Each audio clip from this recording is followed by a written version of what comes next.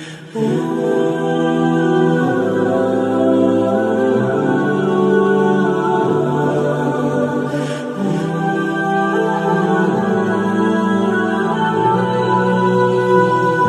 الرحمن الرحیم۔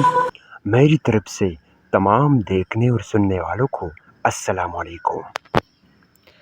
اللہ تعالیٰ نے اس دنیا میں بہت سارے مخلوقات پیدا کیے ہیں، جس میں انسان، فرشتے، جانور اور جنس شامل ہے۔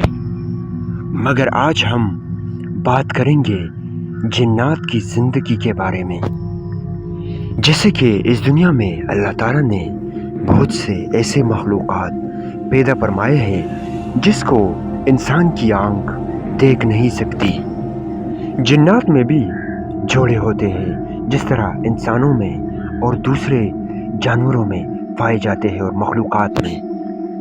بعض لوگوں کے نزدیک جنات شادی نہیں کرتے، مگر قرآن سے یہ بات واضح ہے کہ جنات شادی بھی کرتے ہیں اور ان کے ہاں بچے بھی پیدا ہوتے ہیں، مگر ان کے بچوں کا طریقہ کچھ الگ ہوتا ہے۔ وہ اس لیے کیونکہ ان کا وجود انسانوں جیسا نہیں ہوتا۔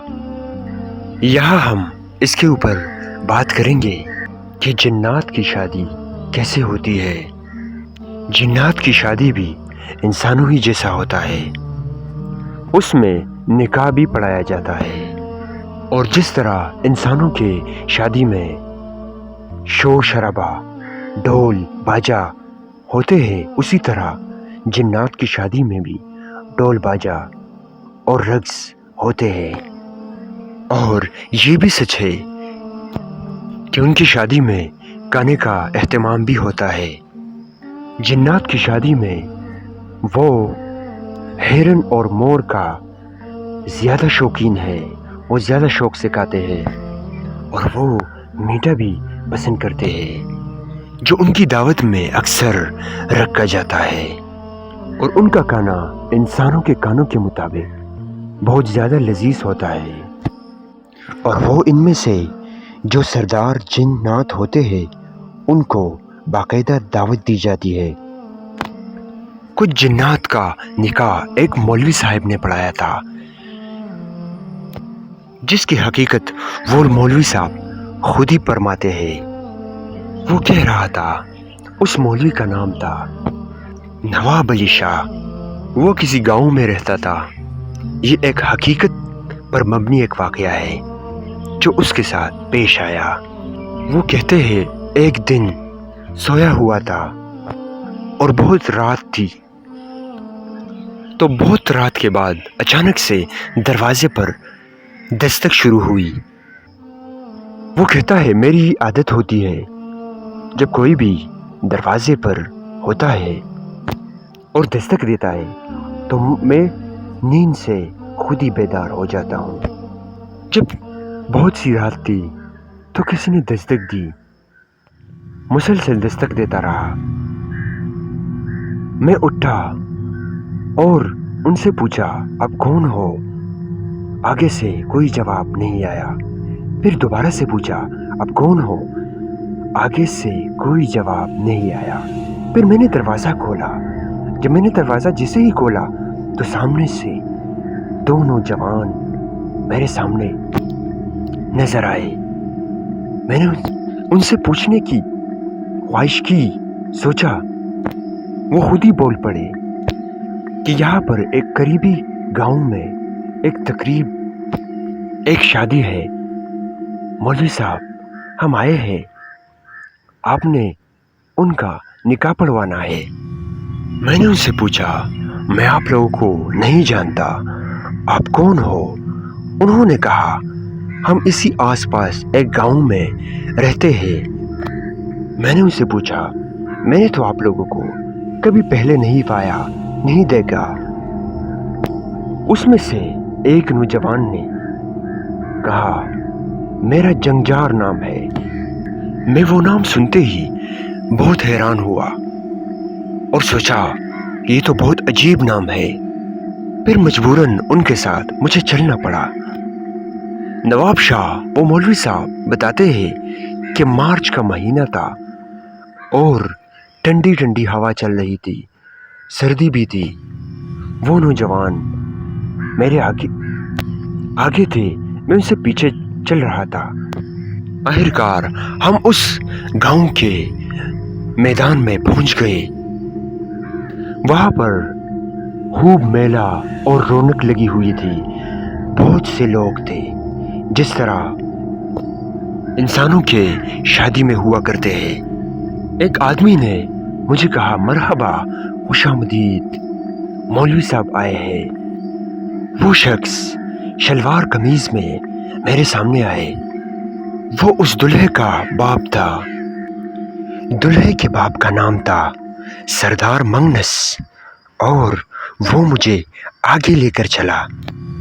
मंगनस ने मुझसे कहा, उस सरदार ने, कि आओ मैं तुम्हें किसी से मिलवाने आया हूँ। उसने मुझे दुल्हन की बाप के साथ मिलवा दिया, जिनका नाम था सरमद। शर्मद मुस्कुराते हुए मुझसे मिला। मैं बहुत अजीब हुआ ये नाम सुनकर और सोच रहा था कि यहाँ पर कोई भी मेरे जानने वालों में से नहीं है।